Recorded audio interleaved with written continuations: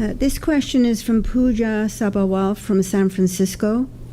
Swamiji, we are told that there's only one universal consciousness, and we are that very consciousness, and that this world is Maya, an illusion, and we don't really exist. So then where does the karma theory fit in? If we are an existential illusion, then how can we generate karma? Notice one thing there. It's all one consciousness and the whole of the world is an illusion or an appearance and we don't really exist. That we don't really exist, where did you get that from? Advaita Vedanta is just the opposite. You are the only thing that really exists.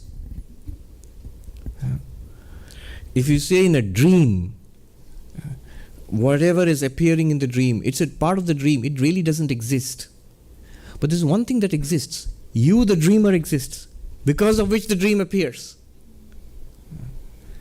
That was the whole story of the Emperor Janaka, who dreamt that he was defeated in a battle and then he lost his kingdom. And then he woke up and then he started thinking, is this real or was that real? And the great sage Ashtavakra comes to him and says that defeat and the enemy and the loss of your kingdom, it's not there now. You can clearly see it was a dream. So that's not real. But the glory and power you have sitting on the throne surrounded by your wealth and magnificence, this was not there in that dream. So this is also not real. Then is nothing real? And he says, you were there to experience the dream and you are here to experience this state also. So you are the reality.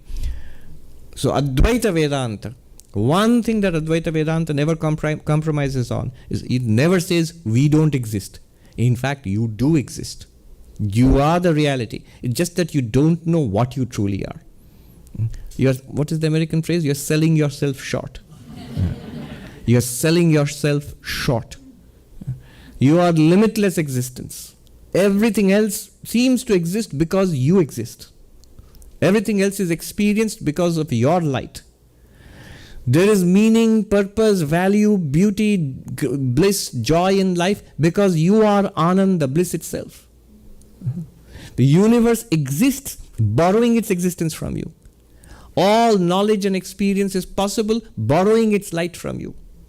All things which give you joy, pleasure, which seem meaningful and worthy, they borrow their purpose, meaningfulness from you. Sat Chit Ananda. Now the particular question she asks is karma. So how, if we are one Brahman, pure existence, consciousness, bliss, then whose karma, who's generating karma? How can we say? Well, the answer in Advaita Vedanta is actually even karma is part of the illusion. As long as you think that you are this limited body and mind, then cause and effect have their sway on you. Vivekananda said, good, good, bad, bad, and none escape the law. So actions have consequences. Causes will give rise to effects. What we are experiencing now are the effects of things in ancient times. And what we do now will be experienced in future times. That's the story. Emphasis on the word story. That's taken as real from a dualistic perspective. That's real. But from an Advaitic perspective, that's part of the movie. That's part of the dream. That's part of the story. That makes sense, but it's still a story. What's beyond the story is you. Limitless existence, consciousness, bliss. Vivekananda's poem, good, good, bad, bad, and none escape the law. Whosoever wears a form, wears the chain too. Wears the form means, as long as we are identified with this particular body and mind, Sarvapriyananda, it has been produced by a chain of cause and effect stretching back many lives. And I cannot escape this. It will continue. Whosoever wears a form, wears the chain too. Then what about Vedanta? What's the point? What are we doing here? Then Vivekananda goes on to say, but far beyond name and form is Atman ever free. Know thou art that sannyasi bold. Say Om Tat Sat Om. Realize who you are, you will see you are not part of the movie.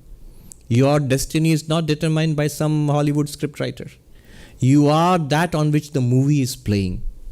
Multiple movies may play, tragedies and comedies, or they may not play, you are still exactly the same. You make possible these movies. You make karma possible. The dream of karma, you make it possible. But you are not trapped in the dream of karma. You are beyond it. You transcend it. You just have to realize what we realize what we truly are. You will see you are already free.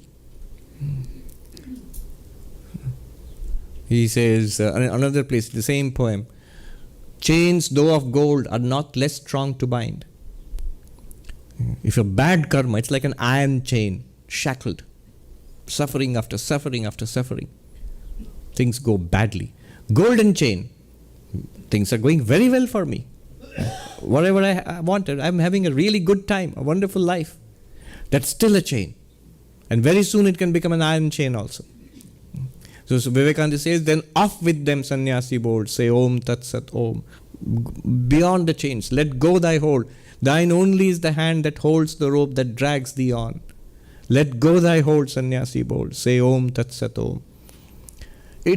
Freedom is directly available here. It's the most direct, obvious thing. It's your nature. It's here, right now, shining forth all the time. Snap out of it. Vivekananda says, it's a very radical statement. What ideal will you follow? There is no ideal besides you. It points you back to yourself. Never fear, because you are that immortal existence. So no fear, you will not die. Never be at peace, for you are forever beyond sin and virtue. Good karma and bad karma, you're forever beyond that. You're already beyond that. These are dreams, vapors set up by Maya. You're beyond it all. Whom will you worship? Because the Atman is all, which means you are all. Whom will you worship? And then he goes on to say, let go of all talking and all thinking. Say only, I am the Atman, I am the Atman. That is all that is needed.